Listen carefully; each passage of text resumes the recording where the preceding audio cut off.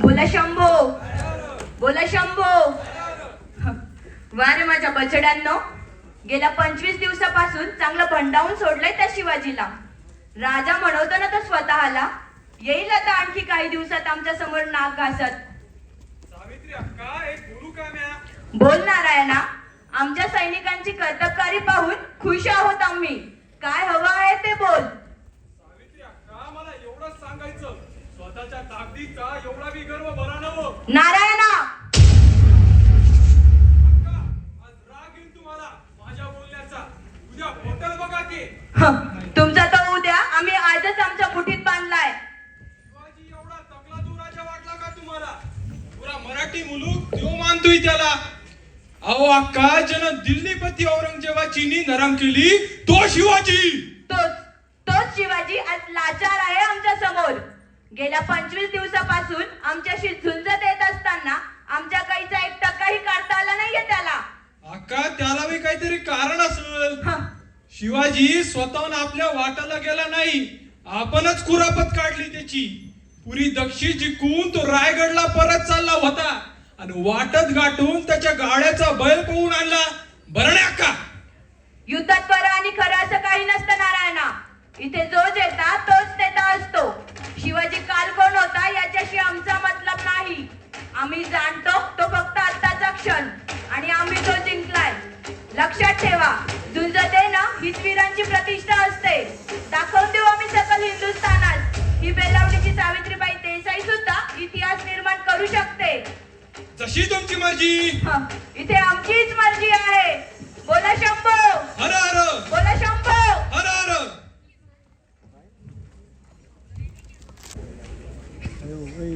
जगदंब जगदंब.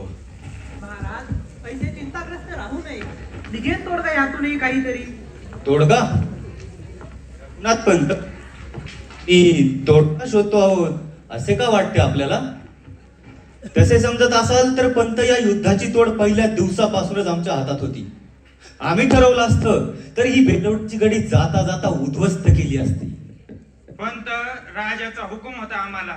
समोर लढणारी बाय आहे, तिच्यावर शस्त्र चालवले तर मराठ्यांनी नारीचं राज्य उद्ध्वस्त केलं असं समज होईल. खरंय आंबीरराव, रात्रंदिन हीच चिंता सलते आम्हाला.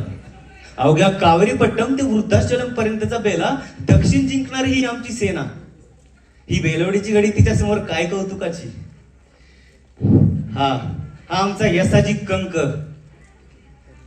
कुतुबशहाच्या आखाड्यात आमच्या शब्दाखातर हत्तीला चितपट केलं यानं. या सावित्रीबाईच्या संपूर्ण फौजेपुढे आमचा एवढा एकटा मावळा देखील पुरेसा आहे. मग राजे, हा विलंब कशासाठी? गेले 25 दिवस आपली फौज लढतीये, अद्यापही यश पदरी पडत नाही. दक्षिणेची मिळवलेली सर्व दौलत ह्या योजनावर वळवून टाकायची की काय आपण? पंत, इथे खचून जाऊ नये. आम्ही आता वेगळा विचार करतोय. ऐसे समजा की सावित्री अक्काला आम्ही 25 दिवसांची मुदत दिली, आता या उपर नाही. कुरापत त्यांनी काढली आहे, त्याची शिक्षा त्यांना भोगावीच लागेल. म्हणजे महाराज, आपण हल्ला करायचा काय? आंबीरराव, आपण आमचे जाणते सेनापती. युद्धा माझी भावनांची गल्लत करू नये हे आपणासही उमगावे हवे. समोर स्त्री आहे म्हणून शस्त्र न चालवावे तर महाभारतातल्या भीष्मासारखी गत होईल आमची. इथेच शरपंजरी पडावे लागेल आम्हाला. महाराज, हे करताना आपणास किती यातना होत आहे हे जाणतो आम्ही. पंत, त्या वेदनांची पत्रासही आम्ही ठेवत नाही. जखमांची आभूषणे मिरवायची हौस असते मराठ्याला.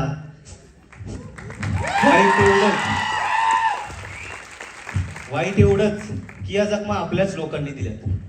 अफजल खानाच्या फौजेहून आमच्यावर चालून आलेले आमचेच चुकते मंबाजीराजे भोसले, खानाला जाऊन मिळालेला आमचा सवंगडी खंडोजी खोपडा, आमच्यावर शस्त्र उगारणारे सुप्याचे मोहिते मामा यांनी तरी वेगळं काय केलं पंत?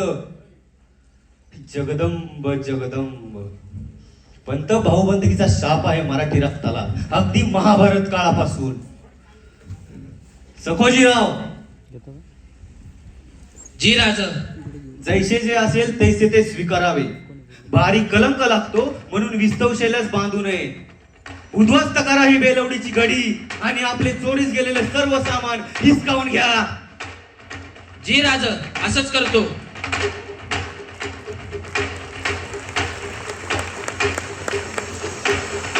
ए चला रे. बोला शंभो, हर हर. बोला शंभो. ए सावित्रीबाई, लय वाघिणीचा टेपा मिरवू नग. केव्हा दात पडतील ते कळायचं बी नाही. अरे जा, वाघिणीच्या तोंडाला हात घालायला काळीच बी तेवढं तोला मोलाचं हवं असतं. दुसऱ्याचं मोल हुडकायला स्वतःचं तोंड सोडू नग. ओय, फुकाच्या आमचं राजाचं चोरलेला ऐवज परत कर. अरे जा, सावित्री मिळवते ते स्वतःच्या मनगटाच्या जोरावर. गेल्या 25 दिवसापासून आमच्याशी झुंज देऊन तुमची मनगट शिरली असतील तर काकणांचा आहेर पाठवू का त्या मनगटांसाठी? अय सावित्रीबाई, आता बघच तू या मावळ्यांच्या मनगटातील राग. हं. ए चला रे. बोला शंभो, हर हर. शंभो. हर हर. हर हर.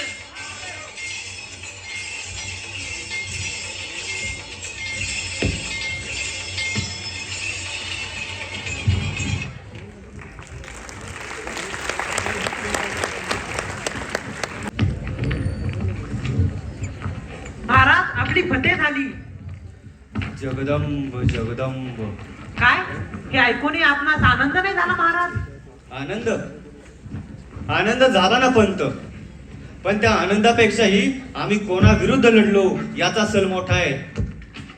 असो, आमच्या वीरांनी पराक्रमाची शर्त केली आहे, त्यांची वाखादनी व्हायलाच हवी. मुद्रा महाराज, या आंबीरराव या. भलेच शाबास, मावळ मुलकाचं नाव राखलं. महाराज आता आपली पुढची मोहीम सुकर व्हावी. अवश्य पंत, पण जाण्याआधी आम्हास त्या वीरांगनेचं दर्शन घ्यायचंय जिने अखंड मास आमच्या सैन्यांशी झुंज दिली. महाराज, हा आपला आजचा चिव बघून मग आतुरतेने पळ काढला ना. सकोजीराव गेलत बघा मागावर. आता कैद करून आणतील. कैद कैद काय बोलताय आंबीरराव? ही अशी मुलुकगिरी कोणी करायला सांगितली? विजयी झालात म्हणजे स्त्रीत्वाचा सन्मान, पायदळी तुळाचा अधिकार लाभला की काय तुम्हाला? माफी असावी महाराज, युद्धाच्या धामधुमीत असं काही होऊन गेलं की भानच राहिलं नाही बघा. ठीक आहे, येऊ दे सखोजी रावांना, याचा जापचाल घेऊच आम्ही.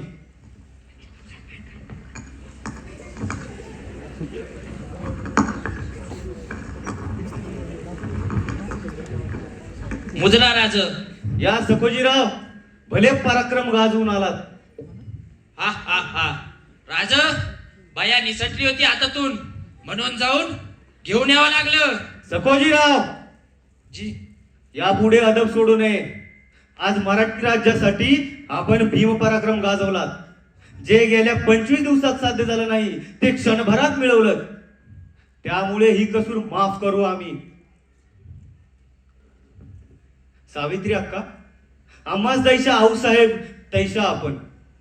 आपणाकडून बदमल झाला म्हणून आम्हास लढावे लागले आपल्याशी. तरीही आपल्या पायाशी आम्ही नम्र आहोत. आईच्या मायेनं. आई, कशाला त्या पवित्र शब्दाचा अपमान करतो आहेस? युद्धात विजय मिळवलेले उन्मादी राजे तुम्ही. आपल्या मदमस्त मुखात ही नम्र भाषा शोभत नाही. सावित्री अक्का, विजय वीर झाला म्हणजे त्याला शिंग फुटत नाही, तो माणूसच राहतो. आम्ही आमचं माणूस पण सोडलेलं नाही. हं, माणूसपणाची ही व्याख्या आपणच करावी. सगळे नीती नियम विजेत्याला अनुकूल असतात. अशा वेळी पराजितांच्या बायकांना पटीक बनवणं ही सुद्धा नीतीच ठरते राज. ही सावित्री पटीक बनून उभी आहे तुझ्या समोर. घे तूही मनसोक्त भोग घे तिचा. सोड अजून कोण तुझी वटवटलेली गिधडा असतील तर तिच्या लाचार देहाचे तुकडे तोडण्यासाठी. हीच रीते राजा, हीच रीते. सावित्री अक्का, या असल्या रीतीभाती शिवाजी मानत नाही. स्त्री म्हणजे आमच्या देवघरातील देवता. त्या आदिशक्ती भवानीचं रूप आम्ही आपल्या ठाई मानतो. बस झालं तुझं ऐकून. एवढीच नीती तुझ्या अंगात असती तर आमच्यावर हे वासनांद कुत्ते सोडले नसतेस तू. वासनांद कुत्ते? होय, वासनांद कुत्ते. सावित्री अक्का, काय झालंय? सखोजीराव, हे काय ऐकतो आहोत आम्ही? राज ते म्हणजे. सखोजीराव, तुम्ही या देवींवर बलात्कार केलाय.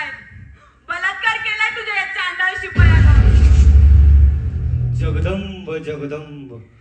भर रानात आबरू लुटलीये माझी. बोल बोल राजा, कुठे गेलीये तुझी नीती? कुठे गेलीये? आऊ साहेब, भवानी आई, हे हे काय घडलं? सखोजीराव, सखोजीराव, तू हे नीच कर्म करावंस. काय वाटलं तुला?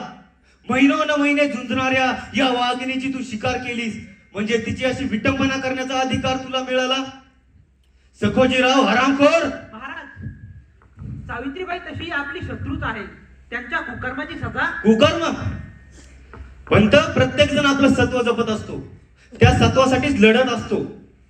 इथे जिंकणारे सिकंदर ठरले म्हणून हारणाऱ्यांचे मोल कमी होत नाही. आम्ही हे स्वराज्य उभं केलंय त्या रयतेच्या कल्याणासाठी. ती रयत इथे नाडली जात असेल तर पाटशाही आणि शिवशाही मध्ये फरक तो काय राहिला?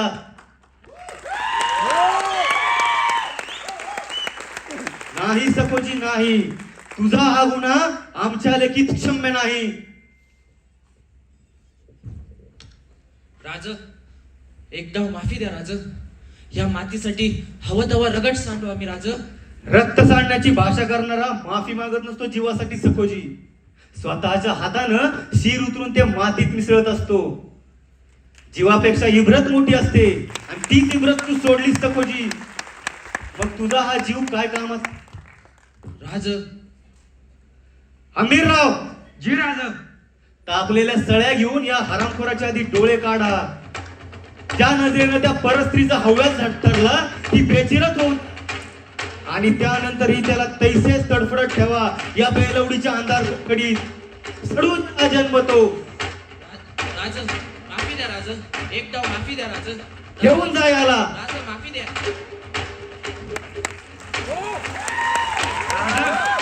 राज, एवढी कठोर सजा? होय आमिरराव, एवढी कठोर सजा. एखाद्या परकीय सुलतानानं आमच्या माय भगिनीच्या आबरूला हात घातला असता तर आपण काय केलं असतं? हेच केलं असतं ना आमिरराव. मग न्यायासनासमोर आप तर्क नाही. सवाल फक्त सावित्रीबाईंचा नाहीये आमिरराव, तर या मराठी मातीच्या हरेक लेकी बाळीचा आहे. अल्लाउद्दीन खिलजीच्या वकवकलेल्या वासनेला बळी पडू नये म्हणून स्वतः जळून घेतलेल्या हजारो राजपूत रमणींचे आत्मे आजही आम्हाला सांगू पाहतायत की राजन न्याय द्या, राजन न्याय द्या. तेव्हा हाच न्याय असेल आमचा, या शिवाजीचा.